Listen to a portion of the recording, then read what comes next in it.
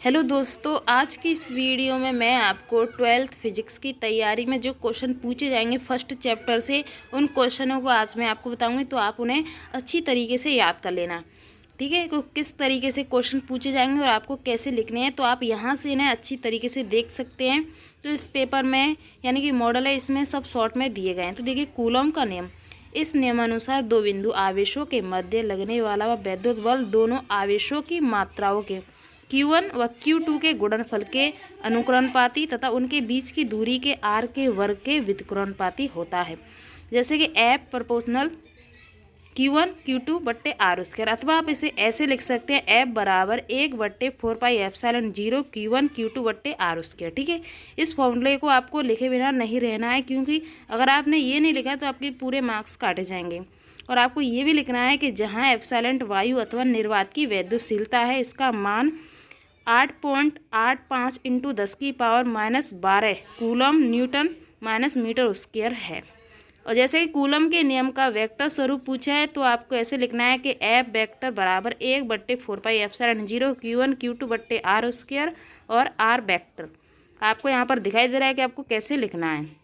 दूसरा important question है वैद्युत क्षेत्र की तीव्रता। तो यहाँ मैं आपको इंपॉर्टेंट क्वेश्चन ही बता रही हूँ जो आपको याद करने हैं। तो वैद्युत क्षेत्र की तीव्रता में आप लिखेंगे, वैद्युत क्षेत्र किसी भी बिंदु पर रखे परीक्षण आवेश के प्रति एकांक पर कार्यरत वैद्युत बल को उस बिंदु पर वैद्युत क्षेत्र की तीव्रता कहते हैं।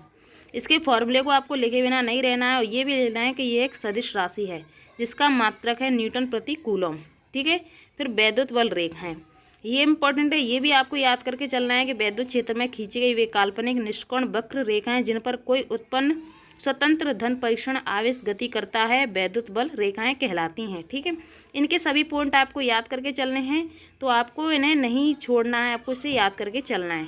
अब वैद्युत द्विध्रुव आघूर्ण, जैसे कि ये आपने नीचे देख लिया है कि इसे आपको याद करके चलना है। और आपको जैसे कि इसमें बड़े में भी दिया गया है, ये शॉर्ट में जो 2 नंबर में पूछे जाएंगे। अगर 2 नंबर में है तो आपको केवल इतना ही लिखना है, और जब 5 नंबर में दिया जाए तो आपको किस तरीके से लिखना है ये मैं आपको बताऊंगा। जैसे गॉस की प्रमेय 2 नंबर में पूछे जाए तो आपको ऐसे लिखनी है, किसी बंद पृष्ठ से गुजरने वाला वैद्युत फ्लक्स उस पृष्ठ के द्वारा परिवर्ध कुल वैद्युत आवेश 1/ε0 के गुना होता है।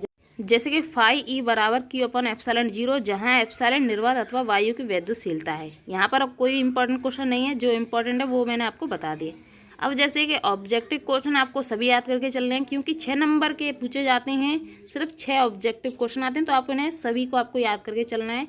और इसमें मैं आपको इंपॉर्टेंट बता रही हूँ जिन्हें आपको अच्छी तरीके से याद करना है। और यहाँ पर कुछ न्यूमेरिकल हैं, वो भी आपको याद करके ही चलने हैं कि कैसे किस तरीके से होंगे। तो देखिए, वैद्युत द्विध्रुव वह निकाय जिसमें 2 बराबर परंतु विपरीत प्रकार के बिंदु आवेश एक दूसरे से अल्प दूरी पर स्थित हों, वैद्युत द्विध्रुव कहलाते हैं। जैसे HCl, H2O के अणु आदि। और इसका सूत्र भी आप लिख लेना, P बराबर Q/2L, ठीक है।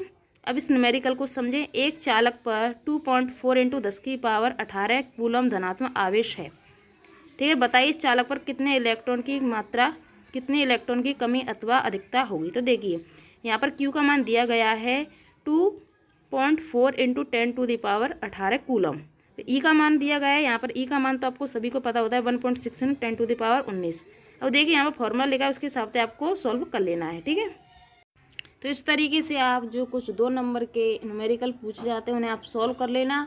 और यहाँ पर जो क्वेश्चन दिए गए उन सभी को आपको अच्छी तरीके से याद कर लेना है, ठीक है। नेक्स्ट वीडियो में जो क्वेश्चन रह गए उन सभी क्वेश्चनों को मैं आपको अच्छी तरीके से सॉल्व करके बताऊँगी। अगर आपको वीडियो पसंद है, वीडियो को लाइक और चैनल को सब्सक्राइब जरूर करें।